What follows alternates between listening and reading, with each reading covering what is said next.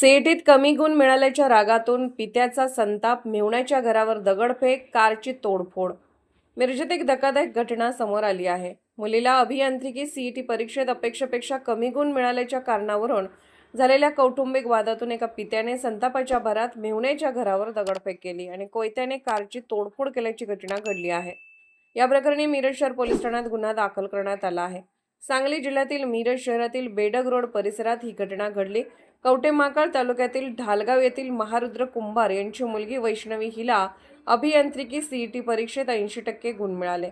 मात्र वर्षभर अकॅडमीत प्रशिक्षण घेऊनही अपेक्षित गुण न मिळाल्याने महारुद्र कुंभार यांनी नाराजी व्यक्त केली होती. या परिस्थितीमुळे घाबरलेल्या पत्नी सविता कुंभार या मिरजेत आपल्या भावाच्या घरी राहण्यासाठी आल्या होत्या.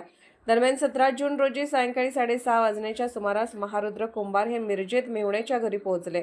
तिथे त्यांनी पत्नी, मुलगा आणि नातेवाईकांना जाब विचारत शिवीगाळ केली. त्यानंतर संतापाच्या भरात मेहुणा मारुती कुंभार याच्या घरावर दगडफेक करून नुकसान केल्याचा आरोप आहे. इतक्यावरच न थांबता त्याने मारुती कुंभार यांच्या चारचाकी वाहनावर कोयत्याने वार करत गाडीच्या काचा फोडल्या आणि वाहनाचे मोठे नुकसान केले. या घटनेनंतर परिसरात काही काळ तणावाचे वातावरण निर्माण झाले होते. या प्रकरणी सविता कुंभार यांनी मिरज शहर पोलीस ठाण्यात फिर्याद दाखल केली आहे. त्यांच्या तक्रारीवरून पोलिसांनी महारुद्र कुंभार याच्याविरुद्ध विविध कलमान्वये गुन्हा नोंदवून पुढील तपास सुरू केला आहे. सीईटी परीक्षेतील गुणांच्या कारणावरून सुरू झालेला कौटुंबिक वाद हिंसक वळण घेतल्याने या घटनेची परिसरात चर्चा सुरू आहे. पोलीस या प्रकरणाचा अधिक तपास करत आहेत.